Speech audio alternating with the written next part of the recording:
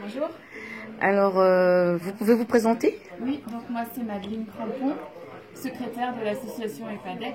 Nous avons pu réaliser en août 2018 un voyage en République démocratique du Congo avec la présidente, Madame Korub, moi, mon mari et mes parents, dans le but de découvrir le pays, et nous avons pu recueillir beaucoup de besoins.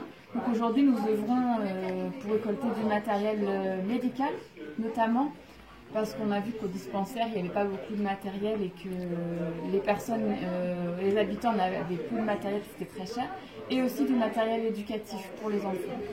Vu que les classes sont très spartiates, il n'y a pas de meubles, il n'y a pas de livres pour les enfants vont à l'école avec un sac plastique.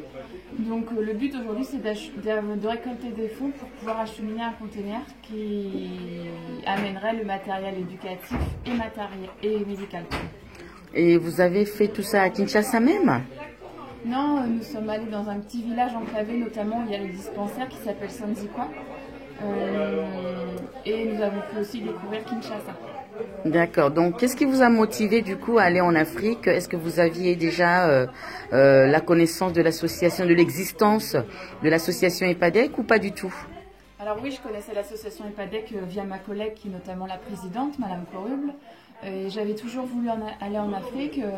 Je connais du monde qui y allait, notamment mon père qui était allé au Sénégal, et ça m'avait donné envie de découvrir l'Afrique.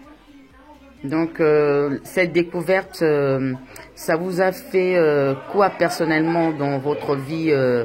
Ça m'a touchée parce que ici en Europe, notamment en France, on est très gâtés, que ce soit à l'école, j'en reviens à l'école, ou par la santé, nous avons tout ce qu'il faut, les infrastructures, les routes bien goudronnées, de l'argent, alors qu'en République démocratique du Congo, il manque beaucoup de choses, malgré le fait que le pays soit très riche en ressources naturelles, et que ça c'est vraiment dommage que les habitants n'en profitent pas, et malgré ça ils sont très généreux. On a pu voir qu'ils étaient très généreux envers nous malgré leur grande pauvreté. C'est ça qui m'a affecté le plus, je dirais.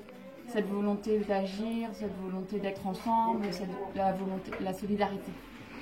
Et vous nous avez parlé tout à l'heure de la récolte des matériels. Comment vous allez faire pour acheminer tout cela? Et en fait, on fait des actions. On a organisé une soirée fin juin à côté de Dieppe pour avoir des fonds pour pouvoir acheminer le container. On va notamment être présent sur le marché de Noël et de la solidarité à Dieppe, à l'espace des congrès, fin novembre, début décembre, pour pouvoir vendre des produits et avoir récolté des fonds. Ça c'est au niveau financement du container, et aussi on fait des actions dans des écoles et des lycées. Notamment je vais intervenir dans un lycée de Dieppe pour sensibiliser les adolescents à la pauvreté, et l'objectif étant de récolter du matériel éducatif. Et vous êtes sûr d'y arriver? Ça vous coûte combien l'acheminement du conteneur? À l'acheminement du conteneur, on n'a pas de devis précis, mais entre 5 000 et 7 000 euros, en sachant qu'il y a aussi des frais de douane qui pourraient être montés plus qu'à 7 000 euros. Donc non, aujourd'hui en temps réel, le 14 novembre 2019, on ne sait pas quand le conteneur va partir. On fait tout pour, mais on n'est pas sûr d'y arriver parce que ça coûte très cher, et notre association est une petite association et c'est pas facile. Merci beaucoup, Madame Crampon. On vous remercie. On se retrouvera fin novembre, début décembre sur votre stand EPADEC. À bientôt.